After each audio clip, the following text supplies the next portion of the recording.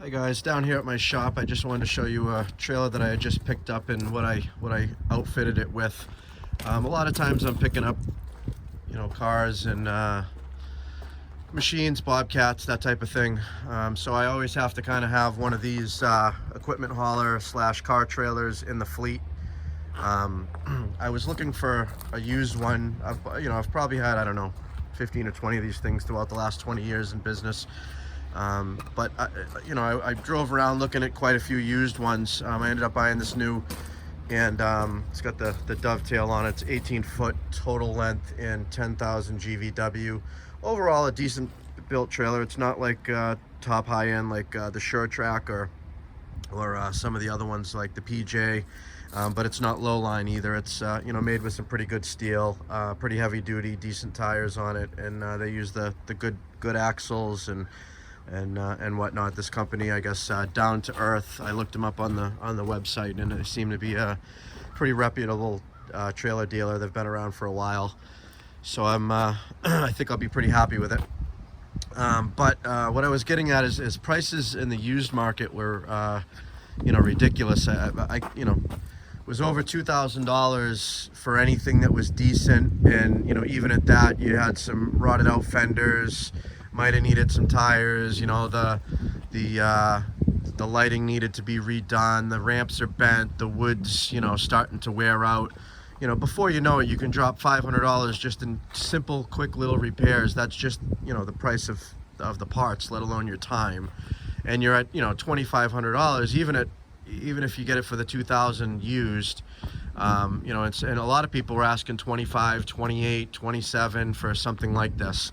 I ended up picking this one up new for $3,500, which I'm sure anybody from the South, if you go to this place directly, down in the South in general, the trailers are way less expensive. So I'm sure the guy that I bought it from, he was a trailer dealer up here on the East Coast, made probably, 800, $1,000. I don't know what the resale is on them, but it's fine. I'm certainly not going to drive and to save that money, drive 2 days and, $300-400 worth of gas.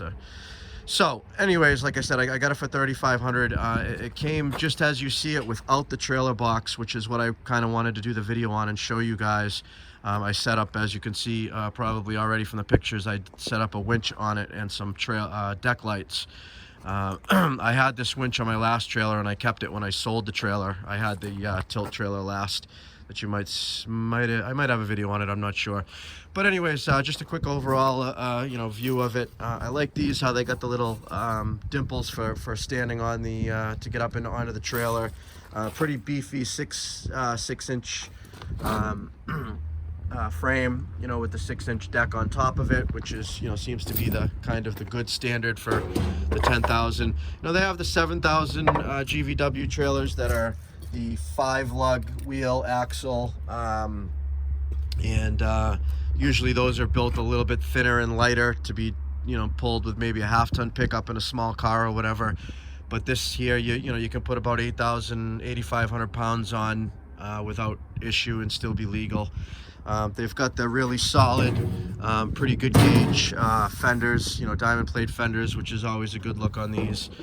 Like I said, it's the dovetail, which lessens your approach angle when you go ahead to load up. Very nice ramps. They're very long. I want to say they are 5-foot ramps based on me standing up next to them. Pretty basic plain Jane, but just made out of angle. But done nicely, set up good where they can just slide back and forth. Actually, one of the reasons I came down here is I noticed that this pin is missing here on this ramp. 1 second here. I want to take the other one off and bring it to the store to match it up to get a replacement. So anyways, it's got the LED lights that are enclosed inside of this box housing, which is important. I've had so many trailers, and literally it seems within the first month, especially if you bought new, you're smashing up your lights just because they're sticking out. These seem pretty stout. I might rub and whack this little bit of LED side marker light, but that's easy enough just to pop in another one if it happens. You know, kind of just the standard LED light bar here, nothing too fancy there, but well hidden and protected with these ribs. You know, little touches. You can tell that this company knows what they're doing, and they've built plenty of trailers. We've got what is it, so we got 24-inch on center cross supports underneath here, so every 2 feet is a cross support with the looks like 2x8 lumber deck, you know, which is decent. I think I've seen them with like a 16 or an 18 on center, which is a little better, but you know, the 2 feet is sufficient with the 2x lumber. If you have something thinner, maybe with the what is it, the like a diamond plate steel panel deck or something, I think you'd want more supports, but this is very solid. I've yet to have a car up on it, but you can just tell by walking on it. It's you know, it's very strong.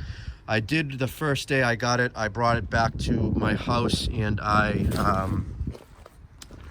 Thompson water sealed the deck, which it's already a little dirty now just from messing around hooking up the winch now. But what a difference that made. I noticed when I brought it home, you know, if it would rain, it would just you know, it would soak right into the wood, which is going to rot it out, you know, pretty quickly, even though it is pressure treated, which will probably last a good 10 years anyways. But you know, it took me 20 minutes to go over it with a roller. I'm probably going to throw another coat on it, give it a quick wash down, and another coat, a second coat.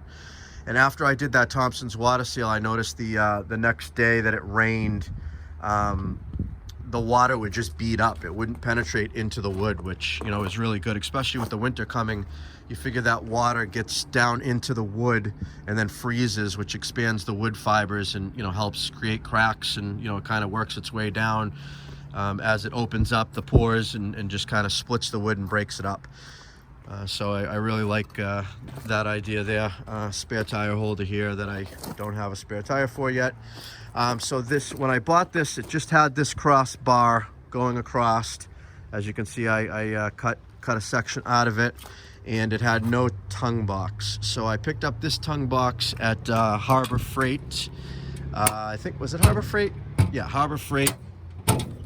And I got to do a little adjustment on it there, of course, because it's from Harbor Freight. And I set it all up with this winch that is also from Harbor Freight. I got a 9000 ZXR Badland winch. This is what I had on my other trailer. Like I said, I've used it a few times. I've got the wireless adapter, so you can, you know, run it in and out with this little control here, or you can just use your wired adapter, which is this one here.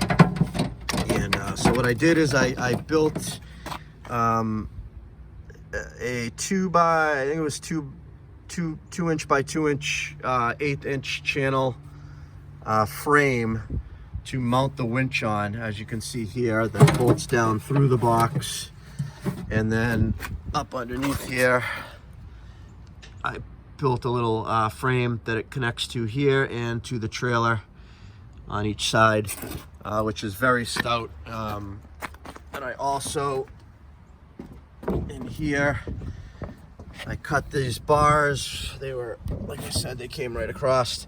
So I cut these and did the 2x angle coming across like this. Pardon my horrible welding. I've got a flux core welder. It is a decent one. It'll take a gas, you know, the 75-25% mix, but I don't have a gas bottle yet hooked up to it. And where this is just being a trailer, the quality of the look of the weld didn't really matter too much. It's going to be plenty strong enough for what I need to do. So I built this frame around here and welded it in between these rails. Added a couple of LED lights for if you're hooking up at night. Also for backing up, it's nice if you're trying to get in a tight area. Right now I just have the switch set up here, but simple on-off switch. And I don't know if you can see them because it's daytime, but they're actually pretty bright. This one actually looks like it's gotten bent down a little bit. And so that's nice. And I don't know if you've noticed, but I've actually got 2 batteries in parallel to keep the size down. They're both 300 amps. cranking amp batteries. I just picked them up, and like I said, I wired them, so basically it's like connecting the two, and they're still 12 volts, but it doubles your amperage. So you've got the 300 and the 300, so you basically, it's the same as like a 600 amp car battery, but into two separate units. So I was able to keep them, you know, separate and small, so I still have plenty of room inside the box. You can see here to put the tie down straps, which was the plan. So yeah, I got a little light I set up here for night, so you can see inside the box. You can see I made the hole for the cable to go through, and the fair lead is mounted with some nice grade 8 hardware right on here, and it's all a nice sleek little package here. As you can see, there's really nothing to get in the way when you pull the vehicle up. This is where I mounted the control box for the winch, and yeah, that's the finished look, which I thought it came out pretty nice, and looks like it kind of came with it, which it didn't. I also like that this has the stake pockets, because I do have, you know, I use this for landscaping. It's nice on occasion if I need to use this trailer to, you know, to use for some debris or whatever, to stop it from falling off. So you just add a couple of small little sideboards on each side, and then you've got the fenders, and just that little bit of a lip all the way around creates a enclosed area, which is nice, so nothing can roll off if you have tools or you know, pallets or whatever you have on there. So yeah, just wanted to give you a little update on what I've been up to with the trailer, and I think going new was the way to go. It came with a pintle hitch. I switched over to this for the simple fact that if I do use this for a long trip, driving around, pulling a car, the pintle hitch, when the trailer is empty, bounces and bangs around horribly. It drives me nuts. I don't know how people do it. I've got a pintle on the dump trailer over here, which isn't bad because there's plenty of tongue weight where it doesn't really bounce around that much. But on the car trailer, if I'm, like I said, if I'm going to go a couple hours away or whatever, the trip up without a vehicle on it, without much tongue weight, allows the thing to just bounce around and drive me nuts. So I did go with the ball mount on this, which is the 2 5/16. It's rated for 12,500 pounds, which that's a 10,000 pound trailer, so we're well within spec there. So, but yeah, Down2Earth is the name of the trailer manufacturer. Pretty happy with the quality of it. Seems to be built pretty well, not overbuilt, not underbuilt. Good mix of features on it. And probably that's what I'll title this, because I think it's more important if anybody interested in maybe buying one of these trailers from this manufacturer might like to know your options. I kind of when I first got this, the bar, as I said, it went all the way across. There was a 2x2 channel, almost like a Reese hitch receiver, not channel, box steel that connected it right in the center, which was right where the winch had to be. So I knew if it wasn't for that, I might have designed this whole thing differently, not having to cut into this bar. But where right in the center, there was already a piece of metal that was protruding in my way. I said, you know what, I got to move that and re-weld this bar anyways. So I just kind of customized and made it work all right into it. You know, as you can see, it's a nice closed off look. Almost, besides the fair lead, you wouldn't even know there's a winch on here, and it's protected from the elements and whatnot. This box, I think, was like 90 bucks or 80 bucks with the, you know, 20% off discount or whatever at Harbor Freight. But boy, she's mounted on there really good with what I set up on it, and it's actually a pretty thick gauge box. They have another one that's a little smaller than this. I think it was $69. It wasn't much price difference, like $20 less, a little bit smaller. But boy, the gauge steel on it, literally, you could take it and just, you know, it was horrible. It was thin sheet metal. I would say probably 14, 16 gauge maybe. I think this might be a 12 gauge. It's pretty strong, pretty thick. This actually holds its shape. You can actually see it just barely move when you bang on it. So, all right, done enough rambling. Have a good one, guys. Thanks for watching.